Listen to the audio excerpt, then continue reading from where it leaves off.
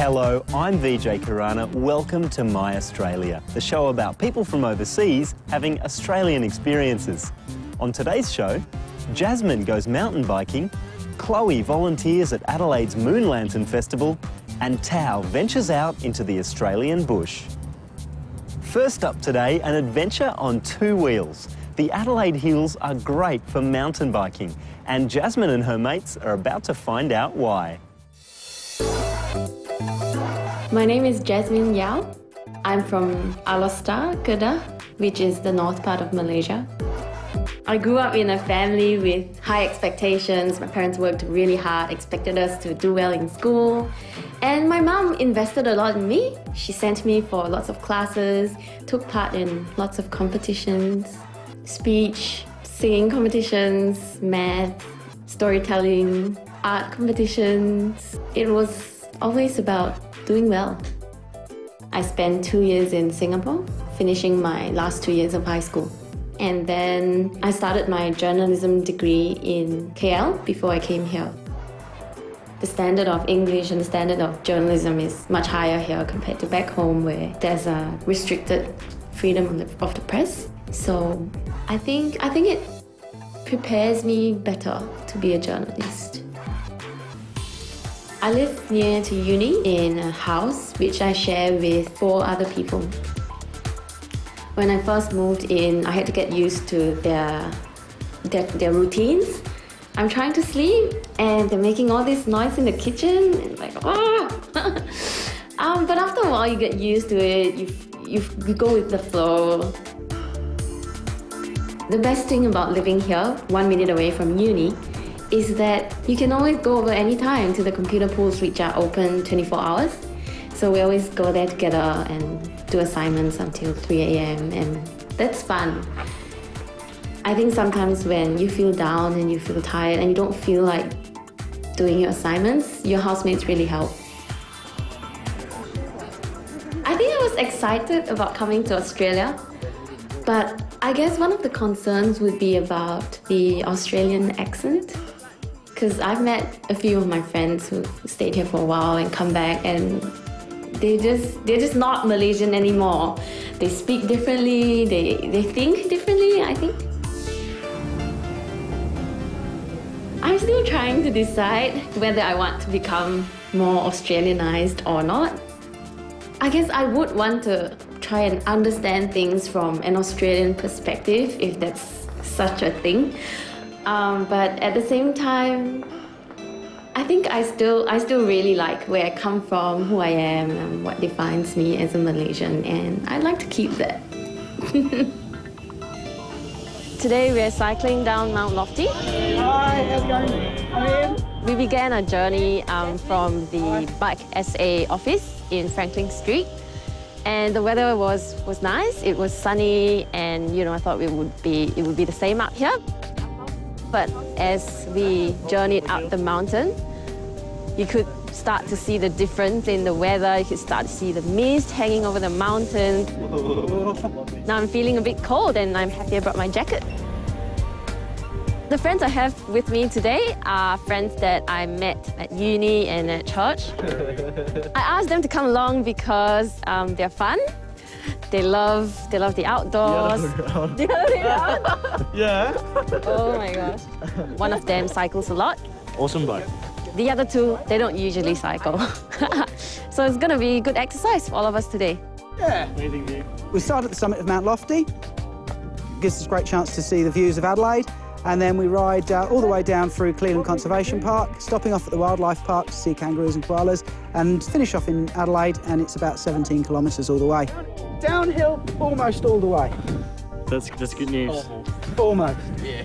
Almost? Almost. Not all? just one little climb. Yes, I'm a bit worried that it's gonna be a challenge. Firstly, has any of you guys ridden bikes like this before, mountain bikes? No? Okay. No, not me. There's just a few things I probably ought to tell you. Okay, hydraulic disc brakes are really good because they work really, really well. It does mean you have to be careful because they work really, really well. The bike will stop very quickly and you might not, okay? I'm a bit more aware of the different things to pay attention to and the challenges. And I think I'm feeling a bit more careful. Yeah. Cool. Awesome. All right. I've been cycling since I was 6. Like I didn't know there was a difference between a street bike and a mountain bike. Like I realized you sort of have to control the brakes to make sure you don't brake too quickly and then lose your balance. I like the outdoors, but I guess sometimes life just gets busy and you're caught up with assignments in school, and I don't get to spend a lot of time in the outdoors. Oh, wow! So I'm really glad that today I can get some exercise, enjoy the trees, see some animals again. It's really good.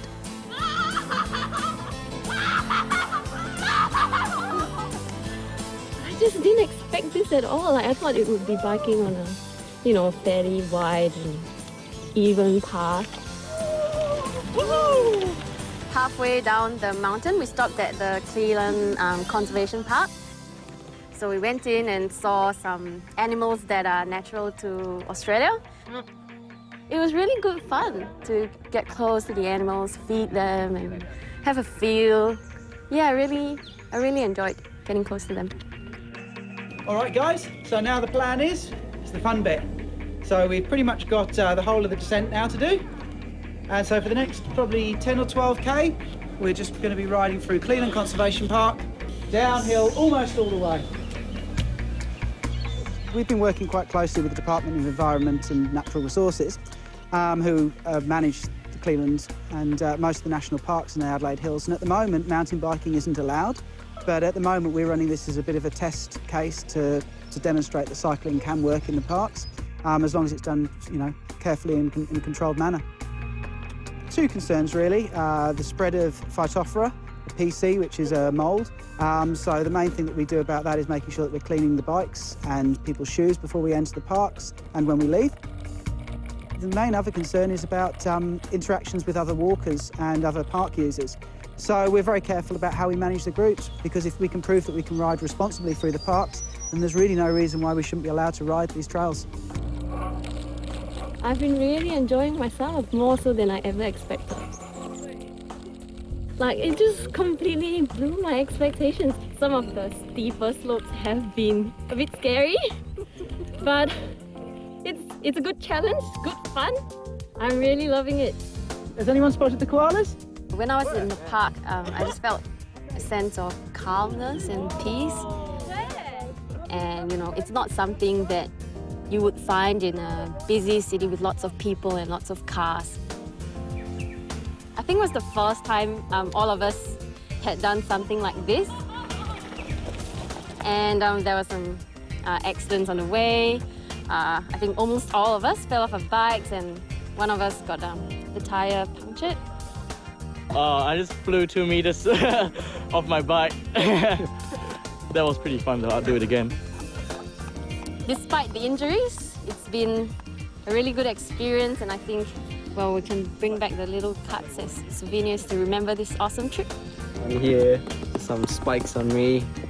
Awesome! Super crazy. One of the best experiences ever. Today was awesome. I'm glad that I only fell off once, and I managed to, maneuver through the parts that were sort of a bit more tricky. And I'm looking forward to my next mountain biking experience.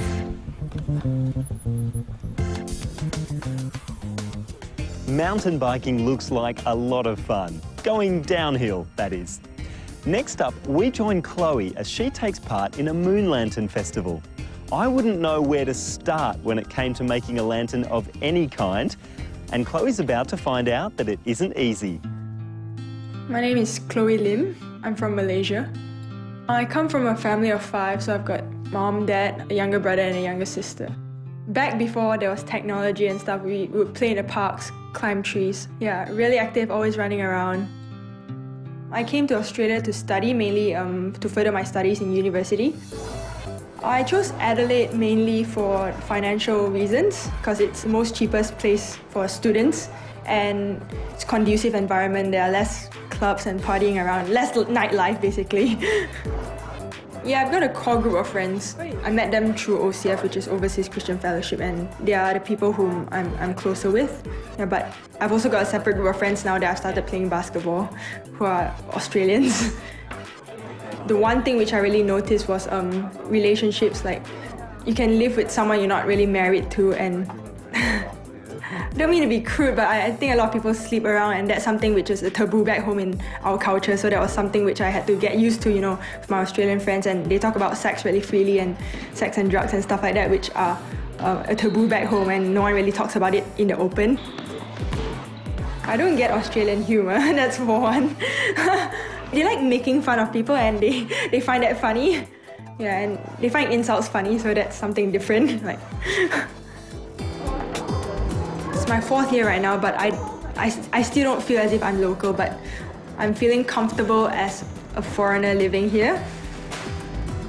I've encountered racism once, and when I was on the bus, and this random guy started to make fun of me in Chinese. Like, he was just muttering Chinese words which didn't make sense.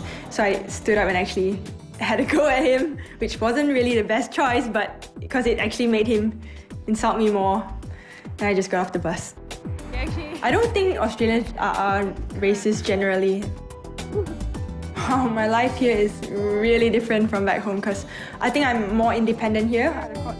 I actually noticed that I have changed since coming here. Like, I've grown up, I think. I'm making a lantern for the Moon Lantern Festival. I have no idea of making a moon lantern. Whoops! Normally back home when we celebrate a Moon Lantern Festival, we buy ready-made lanterns, so today will be my first experience. Oh, that looks excellent. Oh, just really? Leave it like that. The lanterns that we're doing today will be used by the kids, so actually the kids, they're making their own lanterns so that they can hold their own lanterns during the parade at the festival itself. I was paired up with this girl called Mahalia. She was here with her family and her friends. So this turns out good. Yep. She's in year 5 and I'm in uni, so it was a bit of a different experience. First, there's the caning bit, so that's where we get the structure of the lantern. So we'll put them into a pyramid kind of shape. There you go. Then we'll have a plate fit in the middle of the structure. That's where the light will be. Now we've got both our hands sticky.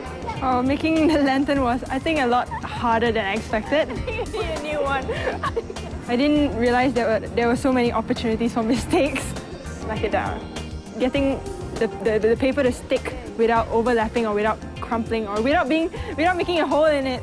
We had so many holes. See that hole on the side? So we just patch it up. There's a patch for it. Thank you.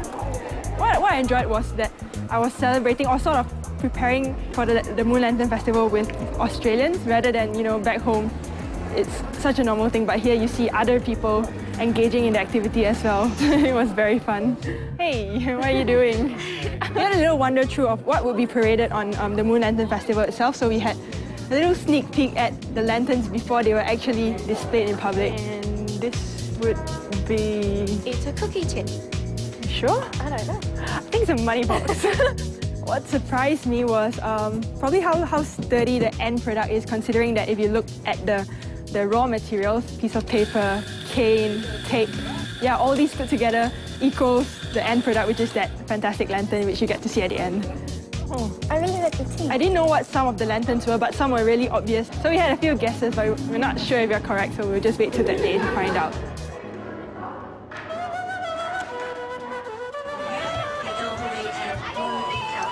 A few of us international students are just volunteering with the event. Obviously, Moon Lantern Festival is something we celebrate back home. Even though I don't really understand the history and the reason behind celebrating, I think it's just tradition which has been passed on from my grandparents to my parents. And we'll light up our lanterns, we'll eat moon cakes, we'll light up candles. That's basically about it. It's more about the reunion.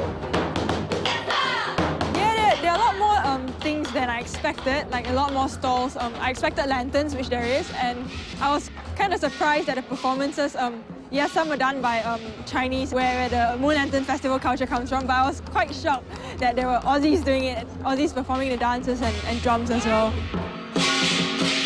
I think Australians would be interested in this because it's something not common to them and it's a different cultural experiences, I suppose. I've seen quite a few people that I know today. It doesn't really surprise me because most of them are either from my home country or countries which I know celebrate the Moon Lantern Festival. I haven't really seen much of my Australian friends here yet. There's going to be a lantern parade happening later. I'm excited about carrying the lanterns. It's a bit cold, but embracing it. You have to really focus ahead because you can't really move around because it's such a big thing to maneuver. I think it was quite light on me because the guy behind me was really tall and he was carrying most of the weight. I was just holding it most of the time. The lanterns are a bit different in terms of size. I've never really seen lanterns built in such big scale before. Yeah, there are a lot of little kids here carrying lanterns, which obviously they did it in school and they're coming together as a school. I think that's really different because you don't have that at home. I think this festival is definitely a good opportunity for people to learn more about different cultures. A good opportunity for us to display what our roots are. It does make me proud of my culture. I don't really feel homesick because it's a totally different experience.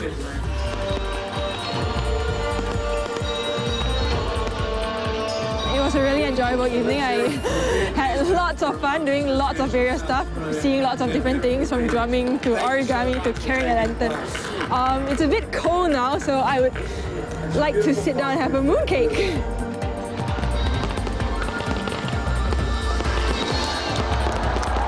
A great experience being able to share an Asian tradition with Aussie people. After the break, we join Thao as she goes walkabout with an Aboriginal guide, and we find out what some people think about bushwalking. See you soon. Hi guys, wanted to ask you about bushwalking. Where's the best place you've ever gone bushwalking? Kings Canyon. Kings Canyon. Okay, what's so great about it?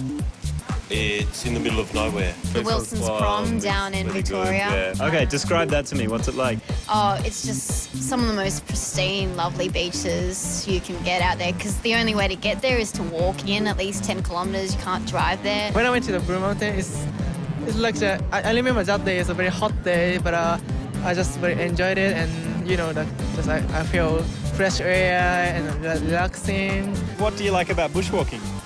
Just seeing the animals and hearing the sounds. I just love the nature. Because you get to climb rocks and stuff.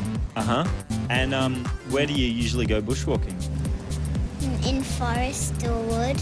Personally, I love bushwalking. I've always got mud on my boots from the last trek. Let's join Thao as she heads out into the wild. My name's Thao. I'm from Vietnam and I came here when I was 17.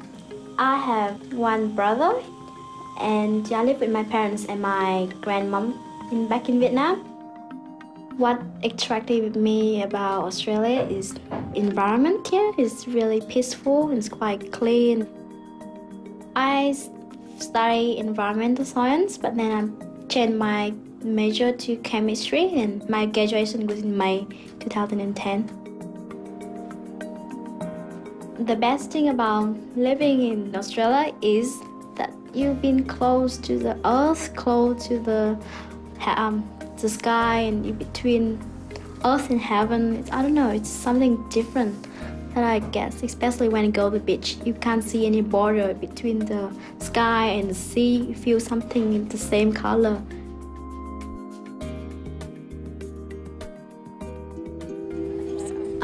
I'm going to tour in Blue Mountain. I'm very excited about it. I have never ever met any Aboriginal born here, so it's quite exciting. It's kind of activities into Aboriginal's food, Aboriginal story about the culture of, Aboriginal culture of Australia. Hello. Thao. Hi Thao, Evan. Nice to meet you. Walkabout. Yeah, thank you. Meet these guys. What's your name? Hanukkah. Hanukkah. Jack. Jack. Okay, so we're going Walkabout for the day. Walkabout was the completion of your initiation. Well, basically initiations were based on the changes that women go through naturally, which is menstruation, pregnancy, childbirth, and menopause, and death, which we all have to go through. The thing about Walkabout was that it was testing your ability of spirit, really. And there was many different challenges along the way. It's slippery as well, yeah. Slippery. So, I just want to show you a bit of bush tucker around here. Like this? Yeah. Yeah. Oh, it's like, you know, orange and like the thing. Orange? Yeah, and grapefruit. Not sure I can try it, but it's good. Back in 1788, when the first fleet arrived, smallpox came with them, that disease, and wiped out over half our population within 2 years. And war was declared by the British on the Darug, our language group people. So we only have descendants of Darug people alive today. And like myself, we all have lighter coloured skin now. So this one is the flower from the Banksia, deluxe quality hairbrush. Okay. You have the nice long hair for it. And then I want you to roll up each piece and insert a piece up each nostril. So you'll find it's very good for clearing your breathing because there's menthol in the eucalyptus leaf.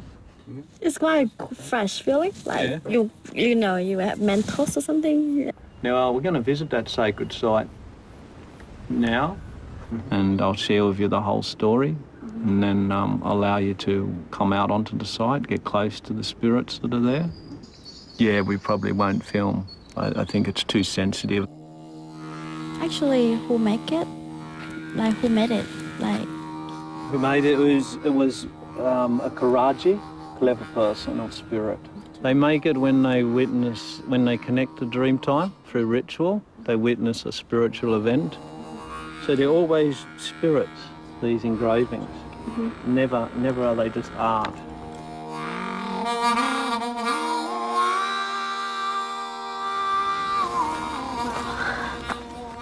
So in this cave you can see the spirit of that rainbow serpent where she's been. You can see all them holes through the rock and you can see where she is with those rainbow formations. So an important place which you can enjoy.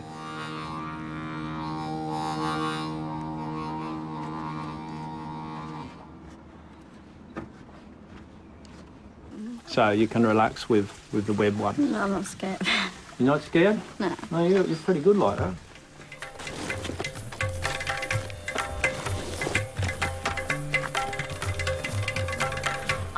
God.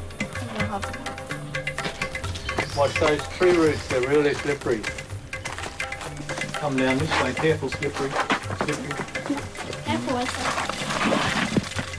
and then it's all this way.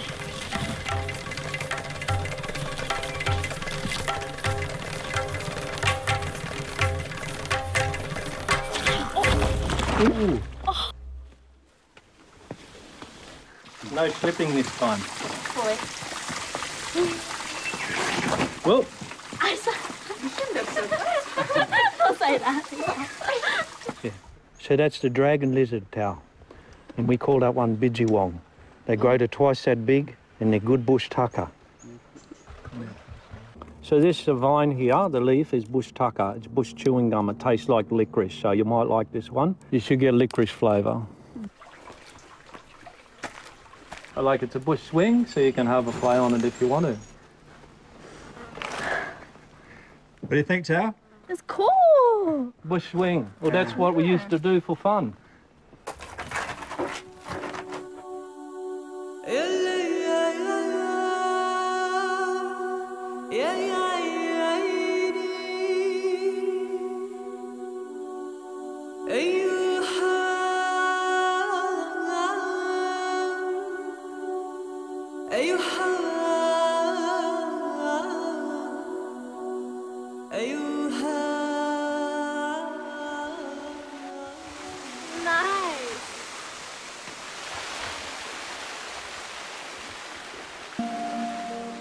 beautiful, right?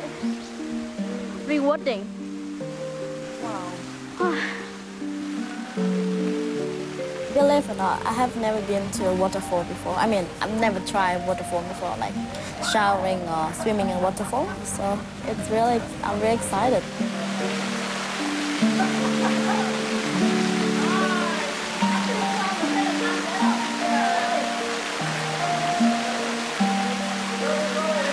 Dots represent a journey, a lot of dots close together, long journey. You can feel free to use any of those symbols you like. Sure, it doesn't come up. Oh yeah, I'm really excited to get some paint on my face. Oh my god, I'm so excited. Yeah, Evan is a really good guy. I learned a lot from him, like about passion, about the spirituality, and how we have to care more about the plant, the environment, the animals, and everything around, like brother and sister. So it's got a really good lesson.